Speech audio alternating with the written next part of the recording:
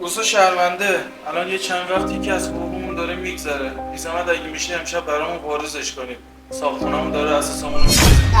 چی میگی بابا؟ شورشو در آوردی هی حقوقم بده حقوقم بده. از کجا بیارم؟ اگه رو گنج نشستم. چی که ندارم؟ واسه همه داری واسه ما نداری؟ مرد حسابی 3 ماه گذشته میگم صاحبخونه میخواد برو بندازه بیرون. صدا تو میبری بالا. اصلا نمیدم. گردنم گفته برو گفته بیرون. چشمم روشن. یعنی بابای ما همچین چیزی به ما یاد داده؟ گردنم کلفته؟ این چه طرز رفتار با یه کارگره؟ این بنده خدا چند بار داره پولشو میخواد؟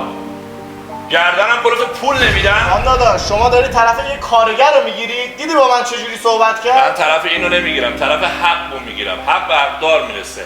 در ضمن تو ظرفیت اداره اینجا هم نداری. به سلامت. محمد بیا تسلیحاتو بکن برو. من بابت هیچی توضیح نخوام، هر چی میخوای ببر چیزی نسا. این در دیوونه رو